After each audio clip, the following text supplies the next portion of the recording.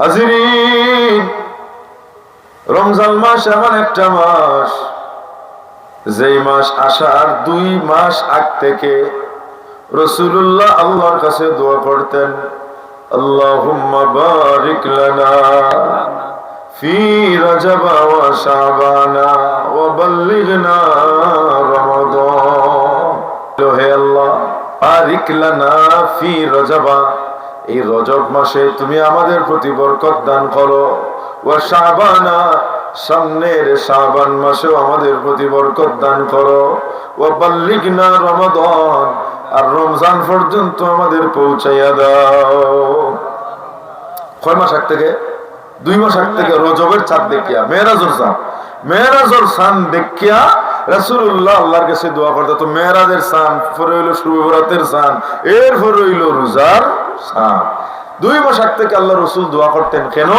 রমজান মাসে বেহেশতের টিকিট পাওয়া যায়। আর কি? রমজান মাসে জিন্দেগির সমস্ত গুনাহ খাতা মাফি করানো যায়। একজন ইমানদার তো এটাই চায়, জান্নাত চায় আর জিন্দেগির গুনাহ খাতা মাফি চায়। ওই দুইটা সুযোগ আছে রমজানে। বলুন না সুবহানাল্লাহ। ওই দুইটা সুযোগ কোন মাসে আছে? রমজানে। সেই জন্য আল্লাহ রাসূল 2 মাস আগ থেকে দোয়া করতেন। সুবহানাল্লাহ।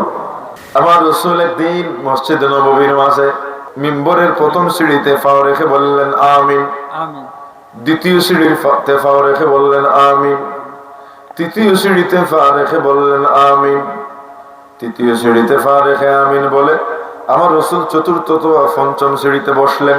আল্লাহ রাসূল বললেন, শুনো রে সাহাবীরা, আমি প্রথম সিঁড়িতে যখন পা রাখলাম তখন জিবরাইল আলাইহিস সালাতু ওয়াস সালাম এসে আমাকে বললেন, ইয়া রাসূলুল্লাহ, ইয়া হাবিবাল্লাহ, আল্লাহর কোন বান্দা তার মা বাবা 2 জনকে বার্ধক্য অবস্থায় পায় অথবা একজনকে পায় তার জীবনে, পায়া তাদের খেজমত করে, তাদেরকে খুশি করে, তাদের থেকে দোয়া নিয়া জীবনের গুনাহ খাতা মাফি করাইয়া বেহেশতের সার্টিফিকেট নিতে পারলো না, তার মতো কম কিসমত ওয়ালা দুনিয়ার জমিনে নাই।